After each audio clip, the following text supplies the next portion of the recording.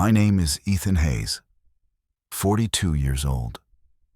For 15 years, I'd poured my life into Veridian Solutions, building their client base from the ground up.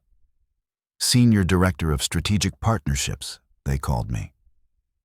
At least I was, until Marcus Thorne walked into my office. "Ethan," he'd begun, with that slick, insincere smile that always seemed to be selling something. "We're pivoting, shifting paradigms. Your traditional approach." He paused, expecting an argument. Instead, I just nodded, a strange calm settling over me.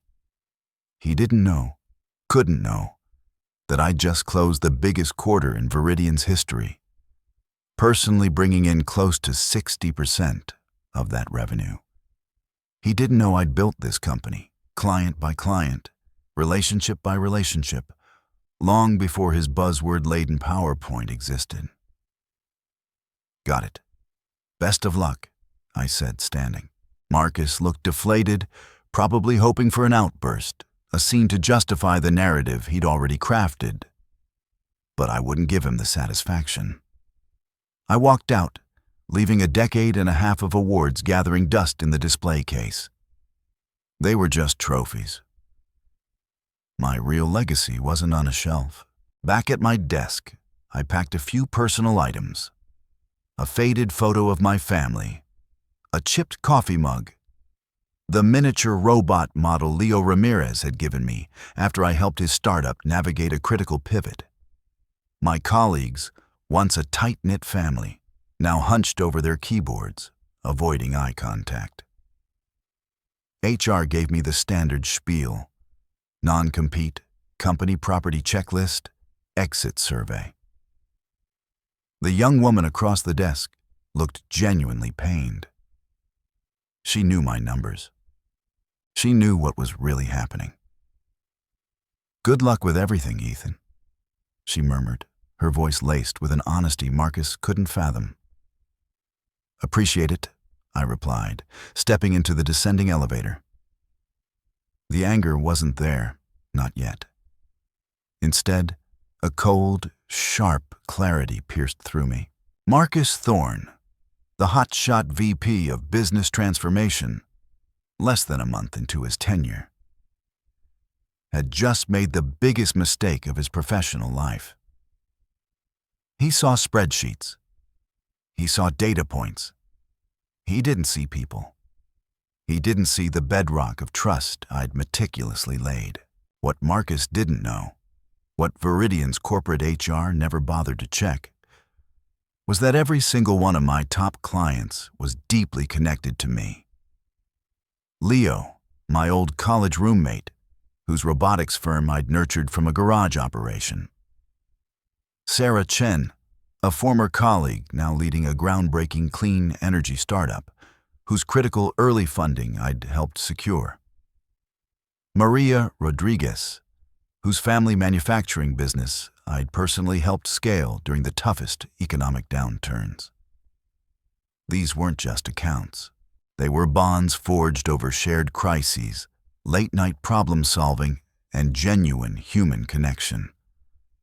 Over 60% of my book of business came from people I'd known before they were clients.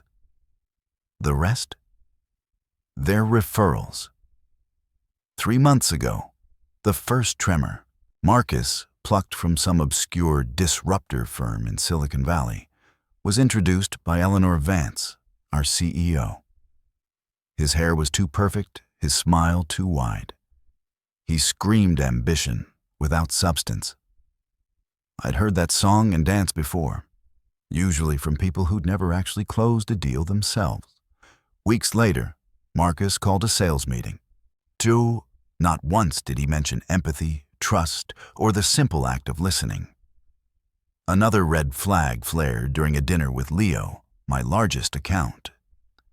Marcus insisted on joining, dominating the conversation with corporate jargon, interrupting Leo's insights, making him visibly uncomfortable.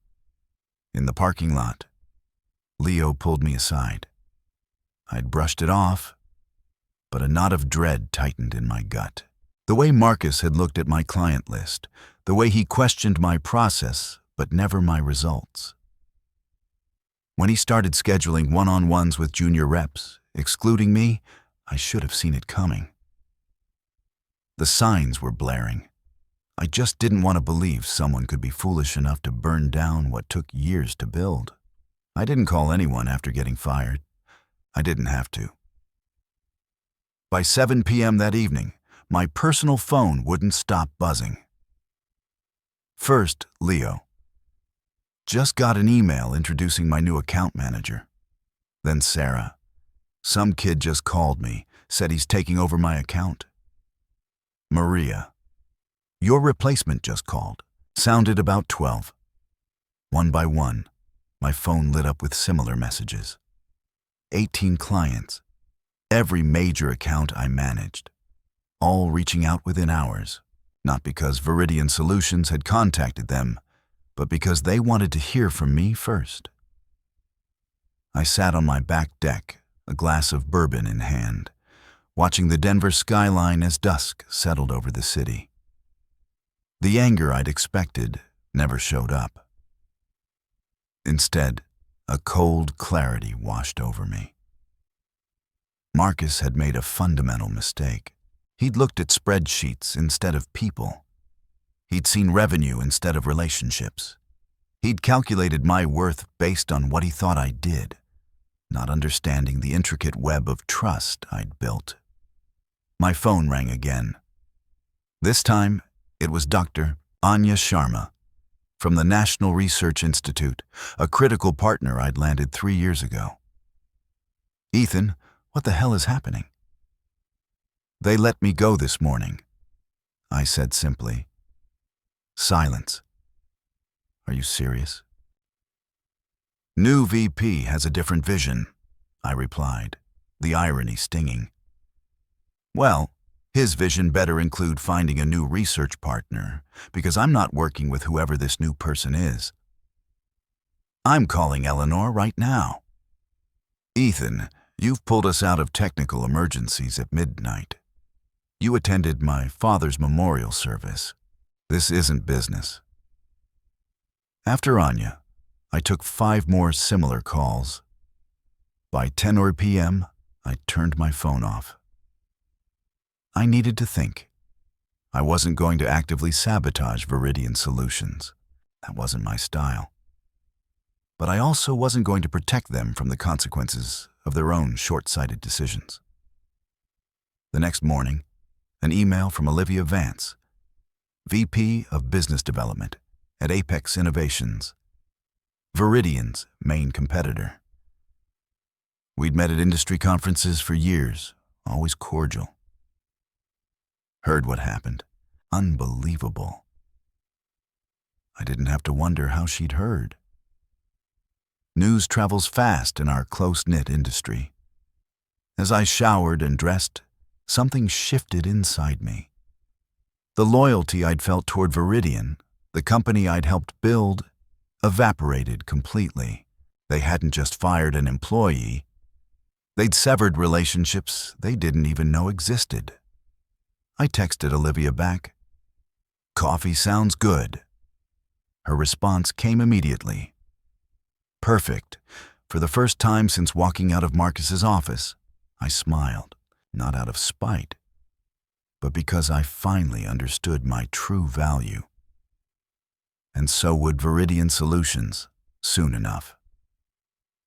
The coffee shop Olivia suggested was clear across town from the Veridian Solutions office. Smart move. Denver's tech community was too small for accidental run-ins. Olivia looked exactly as I remembered her. Sharp, confident, without trying too hard. "They're idiots," she said, after we'd exchanged greetings. "Everyone in the industry is talking about it. Everyone." She sipped her coffee. I shrugged. Not according to my phone. That caught me off guard. "Your clients are asking about me, Ethan. You've built relationships across this entire industry. People trust you." She slid a folder across the table. So, here's what Apex Innovations is prepared to offer. Director of Enterprise Partnerships. A team of 6 reporting to you. I glanced through the papers. The numbers were better than I'd expected. And full autonomy, she added. Sounds good, I said carefully, but I need to be upfront about something. Olivia waved her hand. Already ran it by legal. It's practically unenforceable. Agreed, which is why we're suggesting a 60-day consulting arrangement first. It was a good plan, well thought out. One more thing, I said. We're not asking you to violate any confidentiality agreements, Olivia interjected, her eyes twinkling. I nodded slowly. I took a day to think it over, but the decision was already made. I signed the consulting agreement the following morning. By then, the fallout had already begun. Sarah's clean tech firm had requested full documentation of all processes in preparation for a potential vendor transition. 3 more clients had declined meetings with their newly assigned account managers. I hadn't orchestrated any of it. I hadn't needed to. These were my friends, responding naturally to a broken trust. That afternoon, my phone rang with an unfamiliar number. I almost didn't answer. My stomach tightened. Eleanor? Of course, now she wanted to talk. I'm not sure what you mean, I said, keeping my voice neutral. I've been gone less than a week. The relationships I built were personal, Eleanor. Ethan, be reasonable. I haven't contacted a single client. No. We need you to help with the transition. Make introductions. I almost laughed. Silence on the line. The board has concerns about his decision. We could discuss your returning. Same position. Too little. Too late. Another pause. I see. After I hung up, I felt no satisfaction. Just confirmation of what I had already known. Veridian had only valued the revenue, never understanding the relationships that created it. Now, they were learning the difference the hard way. 2 weeks into my consulting arrangement with Apex, I met with Leo for lunch at our usual spot downtown. Marcus has been calling me daily, Leo said, shaking his head. Yesterday, he offered a 15% discount if we'd resumed the implementation schedule. Leo took a sip of his iced tea. Then he started bad-mouthing you. Said you'd been on your way out anyway. My jaw tightened. Classy. This pattern repeated in conversations with other clients. Marcus was scrambling, making desperate offers while simultaneously trying to undermine me. Classic damage control from someone who knew he'd made a catastrophic mistake. But there was something else happening. Something I hadn't anticipated. Sarah called that evening. You're not going to believe this. I requested a full data export as a precaution, and they're stonewalling. That's not right, I said. I know. I have the contract right here. The next day, Maria reported similar issues. Then Anya. One by one, my former clients were discovering that Veridian was making it difficult for them to leave. I called Olivia immediately. They're deliberately creating exit barriers, I explained. Olivia wasn't surprised. Marcus is fighting for his career now. Her voice hardened. This goes beyond normal retention tactics. They're essentially holding client data hostage. Get me documentation, every instance, every client affected. Over the next week, I collected evidence. Screenshots of suddenly unavailable export functions, emails denying access to supposedly guaranteed services, recorded calls where Veridian representatives made thinly veiled threats about data loss if clients terminated early. But the real bombshell came from Maria, who forwarded me an email she'd received by mistake. It had been intended for Marcus. "Attached is the client retention strategy you requested," the email read. "We've identified technical dependencies we can leverage to delay transitions for the Hayes accounts." Attached was a spreadsheet listing every one of my former clients, with specific retention tactics assigned to each. It wasn't just Marcus. It was systematic, coordinated, deliberately obstructive. I forwarded everything to Apex Innovation's legal department. Their response was immediate and forceful. This constituted tortious interference and potential violation of data protection laws. That night, I sat on my deck again, watching the Denver skyline. The city looked different now. 15 years at Veridian, believing I was part of something worthwhile. All that time, I'd thought I was building something meaningful. Not just client relationships, but a company with integrity. Now I understood the truth. When faced with the consequences of their mistake, Veridian's leadership had chosen obstruction over accountability. This wasn't just about me anymore. It was about 18 businesses, many owned or run by friends, being deliberately harmed to cover someone else's failure. My phone buzzed with a text from Olivia.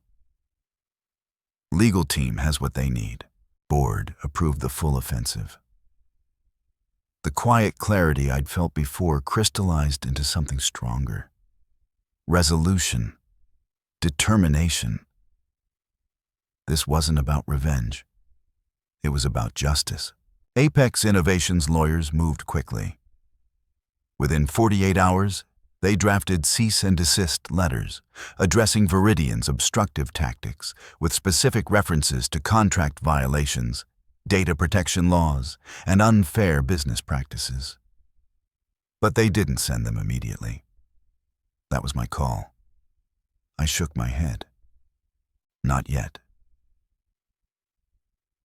My plan was simple but effective. First, help my former clients help themselves. I created a detailed guide documenting every known tactic Veridian was using to obstruct transitions, along with specific contractual clauses that protected client rights. Nothing in it violated my non-disclosure agreement. It was simply an educational resource, explaining standard industry contracts. Next, I arranged a series of industry networking lunches. Small, casual gatherings where my former clients could meet each other for the first time. No formal agenda, just business owners and executives sharing experiences. I attended only the first one, making introductions before excusing myself. By the third such lunch, they'd formed their own informal alliance, began comparing notes, pooling knowledge, discovering they weren't alone in their struggles with Veridian. Meanwhile, I was building something new at Apex. Not just bringing on individual team members, but designing an entire client relationship division focused on long-term partnerships rather than transactions. Olivia gave me complete freedom to implement my vision. "The results speak for themselves," she said, after reviewing my progress. 1 month into our strategy, the pressure on Veridian began mounting. Clients were collectively demanding adherence to their contract terms, armed with specific knowledge of their rights and Veridian's obligations. When multiple major accounts simultaneously threatened legal action over the same issues, Veridian couldn't dismiss it as coincidence. Someone was coordinating the response. Eleanor called again. This time her tone was different. Desperate. "What do you want, Ethan?" "I'm not doing anything, Eleanor. We both know you're behind this." "You fired me, Eleanor," I reminded her calmly.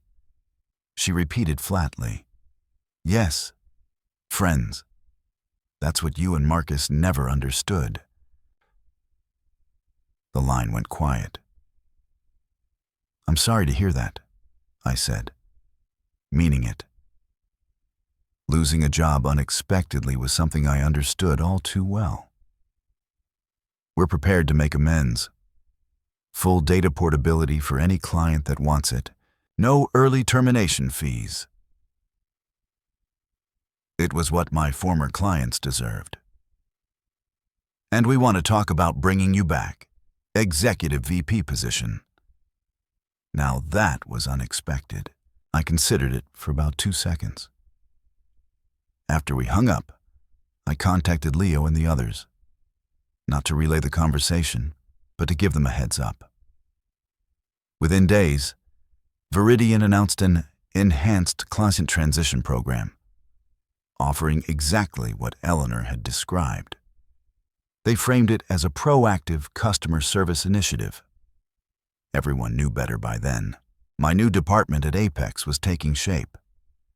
3 of my former team members from Veridian had already joined. More were interviewing. Olivia stopped by my office late one evening as I was finalizing our department's mission statement. "I heard Veridian lost 8 major accounts this week," she said, leaning against the door frame. I kept typing. I finally looked up and smiled. She laughed. "Well, whatever you're doing, keep doing it." I nodded. But the title didn't matter to me. What mattered was building something that couldn't be broken by one person's poor decision. Something based on real connection. 6 months after joining Apex, I walked into our quarterly board meeting with Olivia and the executive team. The presentation I'd prepared was straightforward. Department growth, revenue projections, client retention metrics. As I concluded, the board chair leaned forward. "These numbers are impressive, Ethan. 12 new enterprise clients in 2 quarters. Retention rate near perfect." "No secret," I replied. The CFO spoke next. "And the Veridian accounts?" 15, as of yesterday," Olivia corrected, sliding a folder across the table. "Northridge Technologies signed this morning." Murmurs around the table. "To be clear," I added, "we've never directly solicited Veridian clients." Olivia patted another, thicker folder. "Our legal team has everything." They wouldn't. Not with what we had. Not with their reputation already in tatters. The room fell silent as the board chair reviewed the latest numbers. Finally, he looked up and nodded toward me. "The board has reached a decision." I accepted with a simple handshake. No gloating, no speeches.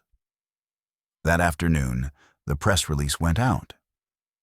My phone immediately buzzed with a message from Leo. "Just saw the news." Moments later, my assistant knocked on my door. "You have a visitor, Eleanor Vance, from Veridian Solutions." I considered sending her away. Decided against it. Eleanor looked tired, defeated. "Thank you." She placed a folder on my desk. "Veridian is exploring acquisition options." The acquisition went through 3 months later. Not because of any lingering vendetta, but because it made good business sense. Apex's board saw value in Veridian's technology stack, if not their client management approach. I insisted on one condition. Every Veridian employee would be given fair consideration for positions in the combined company. Nobody would experience what I had gone through. On the day the deal closed, I drove to Veridian's office, the converted warehouse where I'd spent 15 years of my career. The place looked smaller somehow. The remaining employees gathered nervously in the main conference room for my address. "I'm not here to clean house," I began, looking at the familiar faces. "I'm here because what we're building at Apex is based on the same principle that should have protected me here. Relationships matter. They're worth investing in. I saw relief in their eyes. Understanding. Your jobs are secure if you want them. Your contributions valued.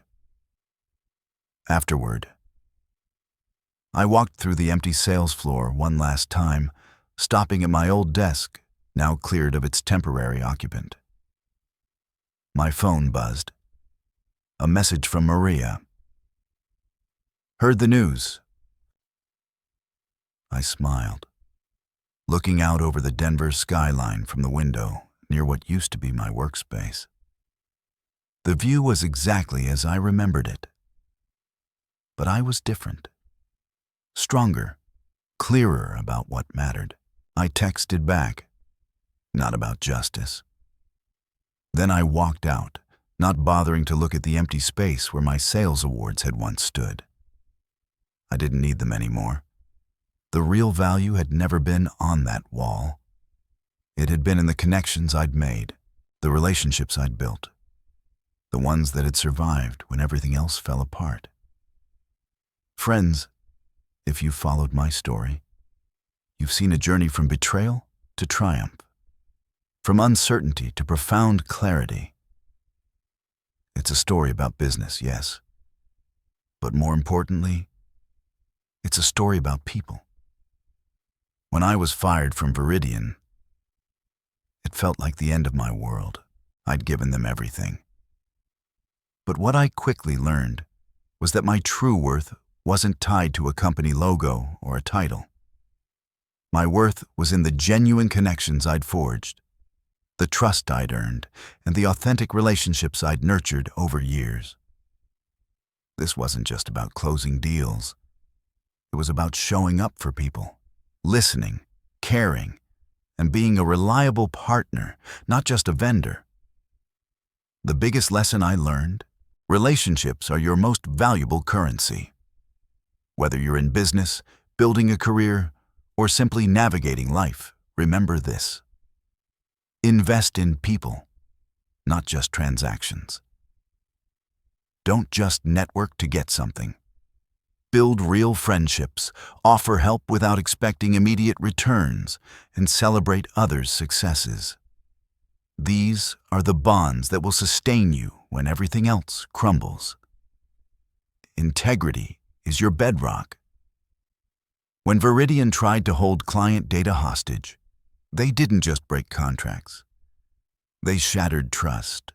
Always choose accountability over obstruction, honesty over deception. Your reputation, built on integrity, will open doors no amount of money or power ever could. Your true value is internal. Don't let others define your worth. The awards on my wall meant nothing compared to the loyalty of my clients. Understand your unique strengths, your genuine character, and the positive impact you have on those around you. That's your undeniable power. Challenges are catalysts for growth. Being fired was devastating, but it forced me to confront what truly mattered. It pushed me to build something better, something rooted in my core values. Embrace adversity as an opportunity to redefine your path and build a stronger, more authentic future. My journey wasn't about revenge. It was about rediscovering my purpose and building a legacy based on the principles I truly believe in. You have that power too. What relationships are you investing in today? What legacy of connection are you building? If this story resonated with you, if it sparked a realization or inspired you to look at your own connections differently, I encourage you to like this video, subscribe to my channel for more insights, share it with someone who needs to hear this message, and leave a comment below telling me about a relationship that has profoundly impacted your life.